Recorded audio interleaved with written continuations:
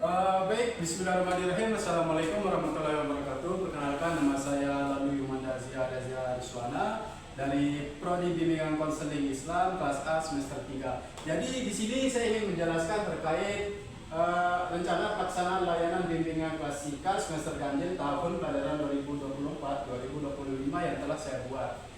Jadi di sini terkait komponen layanannya ada keterangan dan bidang layanan sosial, hasil asesmennya. Minta tolong sekali. Berdasarkan hasil observasi di kelas dan wawancara dengan guru mata pelajaran, ditemukan bahwa sebagian besar didik di kelas menunjukkan sikap kurang peduli terhadap teman dan kurang peka terhadap keadaan sekitar. Hal ini terlihat dari beberapa indikator, yaitu antara lain seperti kurangnya empati terhadap teman yang sedang mengalami kesulitan, tidak peduli dengan keadaan sekitar seperti tidak membuang sampah pada tempatnya, kurangnya kemampuan untuk bekerja sama dengan teman dalam kegiatan kelompok, tidak menunjukkan toleransi terhadap perbedaan pendapat atau latar belakang teman. Hasil asesmen ini menunjukkan bahwa peserta didik memerlukan peningkatan dalam hal kemampuan sosial, terutama dalam hal empati, kepedulian, dan kerjasama. Oleh karena itu, perlu dilakukan intervensi yang tepat untuk meningkatkan kemampuan sosial peserta didik. Jadi di sini topik layanan saya itu membangun sikap empati. Dan fungsi layanan yang saya ambil yaitu pengembangan, tujuan umumnya itu mengembangkan kemampuan peserta didik untuk memahami perasaan orang lain, serta mampu menunjukkan sikap empati dalam kehidupan sehari-hari di lingkungan sekolah. Oke, terkait tujuan khususnya yaitu yang pertama itu meningkatkan kemampuan empati peserta didik terhadap teman dan lingkungan sekitar, sehingga mereka dapat memahami dan menghargai perasaan dan kebutuhan orang lain. Dan yang kedua itu meningkatkan kemampuan kepedulian peserta didik terhadap keadaan sekitar, sehingga mereka dapat mengambil tindakan yang positif untuk membantu orang lain dan lingkungan. Dan yang ketiga, meningkatkan kemampuan kerja peserta didik dalam kegiatan kelompok, sehingga mereka dapat bekerja sama dan efektif dan efisien untuk mencapai tujuan bersama. Dan terakhir yaitu meningkatkan kesadaran peserta didik tentang pentingnya nilai-nilai sosial seperti empati, toleransi, dan kerjasama dalam kehidupan sehari-hari. Di sini terkait SKKPD wawasan perilaku etisnya, pada tahap pengenalan siswa itu diperkenalkan pada makna empati, kemampuan memahami dan perasaan dan merasakan perasaan orang lain. Fokusnya adalah menumbuhkan kesadaran bahwa empati bukan hanya rasa kasihan, tetapi proses melihat situasi dari sudut pandang orang lain agar muncul sikap peduli dan saling menghargai.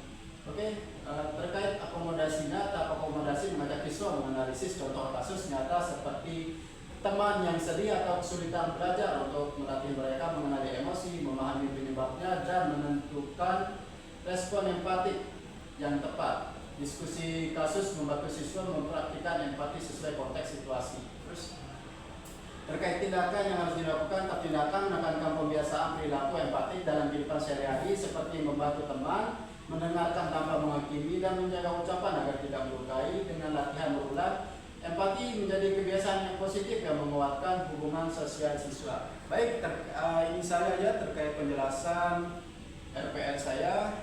Sekian, wassalamualaikum warahmatullahi wabarakatuh. Halo warga sipil sekalian. Jadi di sini saya ingin menjelaskan terkait pengertian empati karena tidak lengkap gitu rasanya kalau saya menjelaskan RPL saja, tapi tidak menjelaskan secara keseluruhan apa itu pengertian empati.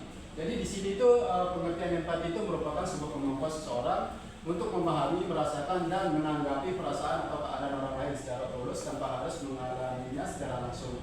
Dengan memiliki empati, seseorang dapat menempatkan dirinya pada posisi orang lain dan melihat suatu situasi dari sudut pandang yang berbeda. Empati bukan sekedar rasa iba atau kasihan, melainkan kemampuan untuk benar-benar mengerti apa yang dirasakan oleh orang lain serta berupaya memberikan respon yang sesuai dan menenangkan. Dalam konteks kehidupan sosial di sekolah, empati dapat melihat ketika seseorang siswa mampu memahami perasaan temannya yang sedang sedih, lalu memberikan dukungan atau membantu tanpa diminta.